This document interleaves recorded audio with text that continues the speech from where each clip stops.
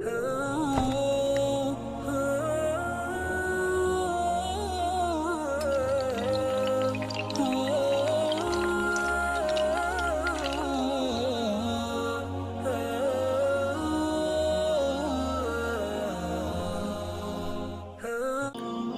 قسم کے منافقین ہیں، ایک حقیقی منافق، ایک عملی منافق۔ حقیقی منافقین تو وہ ہوتے جو حضور صلی اللہ علیہ وسلم کے زمانہ مبارک میں تھے، اب وہ نہیں رہے۔ آپ صلی اللہ علیہ وسلم کے جانے کے بعد عملی منافقین تو ہے، حقیقی منافقین نہیں، کیونکہ اب اگر کوئی دل میں کفر رکھے اور زبان سے کلمہ پڑھے تو وہ کافر تصور ہوگا، یعنی وہ منافق نہیں ہوگا، کافر ہوگا۔ عملی منافقین اس وقت بھی تھے، آج بھی ہے، آئندہ بھی رہیں گے۔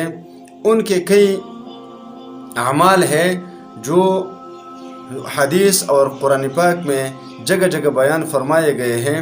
نمبر ایک یہ ہے کہ منافقین جب بھی بات کرے تو جھوٹ بولے، اگر امانت اس کے پاس رکھی جائے تو اس میں خیانت کرے، جب بھی وعدہ کرے تو وعدہ خلافی کرے، اور جب بھی کوئی بات کرے تو قسم اٹھائے، اور جب بھی کسی کے ساتھ جھگڑا ہو تو گالی گلوچ دیتا ہے۔ اسی طرح قرآن پاک میں اللہ تبارک و تعالیٰ فرماتے ہیں مذبذبین بین ذالک لا الہ ہؤلاء ولا الہ ہؤلاء، وہ تذبذب کا شکار ہیں، نہ ادھر کے ہیں نہ ادھر کے ہیں۔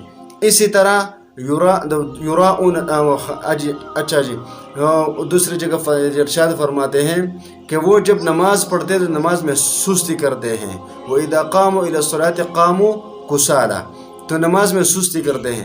اس کے بعد یراؤن الناس، وہ ریا کرتے ہیں، ریا کے لیے جو بھی عمل کرتے ہیں وہ ریا کے لیے کرتے ہیں۔ تو ایسے اور بھی بہت سے اعمال ہیں جو منافقین میں پائے جاتے تھے۔ اب اگر یہ سارے اعمال کسی مسلمان میں ہیں تو وہ بھی عمل منافق ہے، تو ہمیں چاہیے کہ ہم ان اعمال سے بچیں، کیونکہ یہ منافقین کے صف میں کھڑے کرنے والے اعمال ہیں۔ تو ہمیں چاہیے کہ ہم اس سے بچیں، اس سے پرہیز کریں، کہیں ایسا نہ ہو کہ ہم بھی ان منافقین میں شمار ہوں جو عمل منافقین ہیں۔